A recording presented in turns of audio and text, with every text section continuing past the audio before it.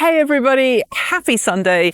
I hope that wherever you are and whatever you are doing, you are safe, you are well, and you are with someone you care about who also cares for you. Things in the garden have been slowly progressing. We are now officially in 2026. If you missed my chicken and garden update last week, Happy New Year. I hope you are well. This is my first official chicken and garden of the year, and you'll be pleased to know that progress has been made. First up, the greenhouse. I think it was a couple of episodes ago. I noticed that we had some holes developing in the greenhouse. I've actually reached out to the manufacturer of this greenhouse. That's this bit, because my wife made this bit. And I said, hey, can you sell me a new cover? I haven't heard back yet, but I'm hoping that I hear back reasonably soon, because I would like to put a new cover on for the start of the growing season. And officially the growing season has already started, but for the most part the garden is still dormant.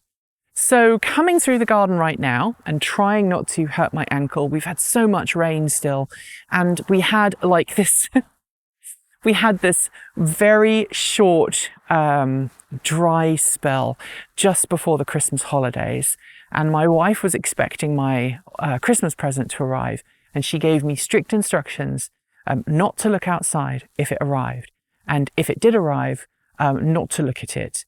And she went out to see a friend, and it arrived, and it was on the doorstep, and I had to sort of go around it and pretend that I didn't even acknowledge its existence, tried really hard not to look at it. I managed to keep it a bit of a surprise for those who are interested. It was a Saunders Machine Works machining plate for my Carvera Air. So this is very nice. But I came out because I wanted to plant things. First up though, sprouts, whatever. Broccoli, whatever. I'm going to plant this year's broccoli very soon, I think. I think that's the way around it. It's been very warm for the most part. It's kind of a bit nippy today, but I mean, you can see I've got no sleeves on and I'm not super cold. We've not really had many frosts. I think we've had maybe 3 or 4 frosts this winter. By now we should be getting sub-zero temperatures every day. Sub-zero centigrade, not Fahrenheit, obviously. But I have put my my garlic in. So you can see here some of the garlic keeps being dug out because critters. But you can see the garlic is supposedly in the ground, and I'm just going to replace that bit there. But for the most part, the garlic is in the ground, and people keep pushing it up because people are underneath, apparently. Look at this. I have put extra garlic in. This has been a continual problem for me in the past. I've had issues with critters kind of helping themselves to my garlic. So I'm just going to pop them down. I come out every day and just make sure that everything is covered up. As soon as the actual garlic starts to properly grow, this won't be so much of an issue. But right now,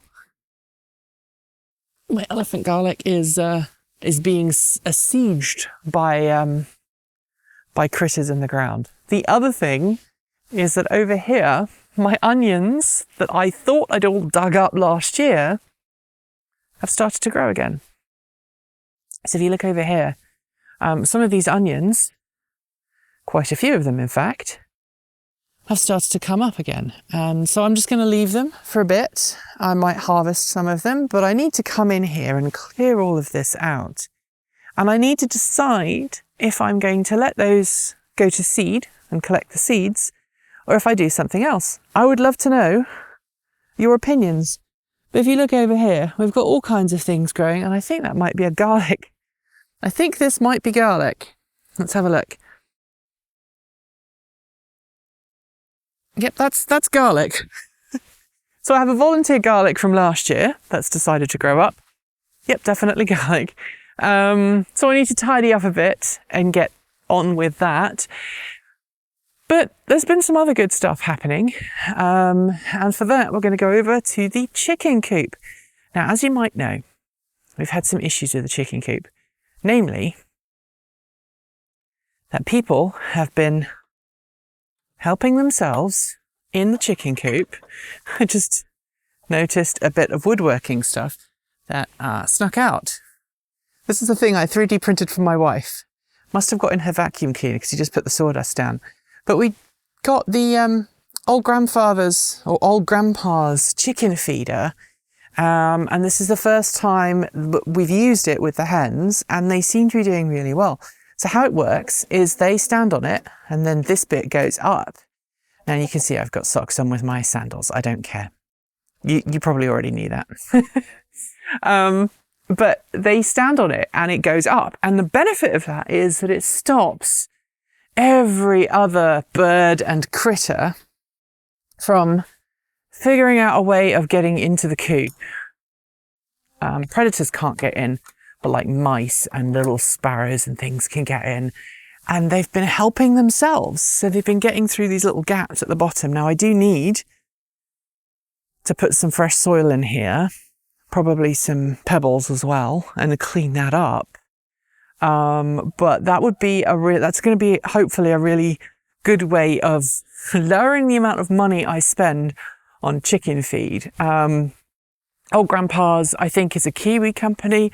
And I spoke to several people, asking people if they had any ideas on how to help minimize food wastage. And everybody said Old Grandpa's, including Kate Walton Elliott, who has one for her hens. And so that's what we ended up doing. Also, I'm aware that last week we were talking about the chicken coop and potential changes to it. I would love to make videos about that. So if you want to watch them, I'm going to make them. But we still don't have any eggs yet. We're still egg free. We had one egg, I think, in November that made me go, oh, we're going to start having eggs again. But no, they haven't come back yet, which is fine. They're old birds. They're like 6-7 years old now. So I'm not going to complain. Actually, they're 5 or 6 years old, I think is probably their age, thinking about it. Yeah, so I'm not going to give them a hard time for that. But anyway, I would love to know what's going on in your garden. Have your bulbs come up yet? I would show you some of the daffodils that have come up at the side of the road and also at the front of the house. But that area is a complete mess, and I'm not going to show you them. But suffice to say that my daffodils are now coming up, and some of my other bulbs are coming up because of the weather. It's been so warm compared to normal. That worries me slightly. But it also means we should get a head start on the growing. The problem is it's been so damp that the ground is just sodding wet, and that could cause us problems further down the line. So anyway, let me know what's going on in your garden. And before I go, we're going to change our introductions and our closers a bit this year because the old credits weren't really working. So I have a task for you. In the comments down below, tell me about your garden, what's going on right now. And also, tell me if how long you think it's going to take my chickens to get used to Old Grandpa's feeder. It's a 3-stage thing. So the first stage is the lid is fully up so that the hens go in and figure it out. The second stage is where it currently is, where it's partly up and they have to put their foot on it to get it fully up. And then the final stage is fully down, and then they have to put their foot on it to open it up and gain access to the food. How long do you think it's going to take them before they're ready for that? So I switched it over to stage 2 a few days ago, and it's recommended a couple of weeks, but I think my hens are above average learning curve. Let's just leave it at that. So tell me in the down below how long you think it's going to be before they're properly using the hen feeder, and I will see you this time next week. Also, thanks to the amazing list of people scrolling by. They are the reason why this video exists, even though I know that the chicken and garden updates don't get a huge amount of viewers. That's the reason. They are the amazing people who help support us and keep paying the bills, because YouTube definitely isn't anymore. Let me just leave it at that. If you want to join them, you'll find links down below to join us on Patreon. You can send us Ko-fi, you can send us an old-fashioned check. You can also join the channel on YouTube, although that doesn't really help us because YouTube takes a massive cut. Anyway, thanks for watching. Thanks to the amazing Patreon list, and I'll see you this time next week.